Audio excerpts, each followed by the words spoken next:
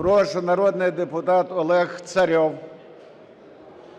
Уважаемые коллеги, уважаемый Владимир Васильевич, ко мне, как народному депутату Украины, обратились активисты общественной организации «Воля», которые предоставили убедительные свидетельства того, что на территории нашего государства при поддержке и при непосредственном участии посольства Соединенных Штатов Америки осуществляется проект «Техкомп», в рамках которого ведется подготовка к разжиганию гражданской войны на Украине.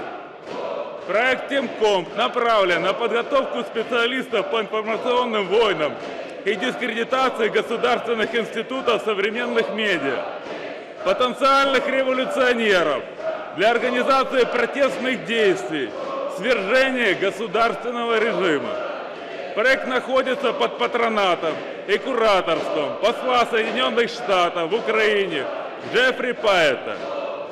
Пообщавшись с активистами организации «Воля», я выяснил, что некоторым из них под видом специалистам по IT-технологиям удалось попасть на мероприятия, которые проходили в Техкомпе. К их удивлению, под видом обучения особенностям использования современных медиа американские инструкторы рассказывали об использовании социальных сетей и интернет-технологий для целенаправленного влияния на общественное мнение, активизации протестного потенциала с целью организации силовых акций на территории Украины, радикализации и борьбы за власть. В качестве примеров американские инструкторы проводили примеры использования социальных сетей для организации и управления уличными акциями в Египте, Тунисе, Ливии. Выпускники техкомпов сейчас активно проводят свои семинары по территории Украины. Всего было проведено 5 мероприятий, обучено около 300 человек, которые сегодня работают по всей Украине. Последняя конференция Техком состоялась 14-15 ноября в Киеве, прямо на территории посольства Соединенных Штатов Америки.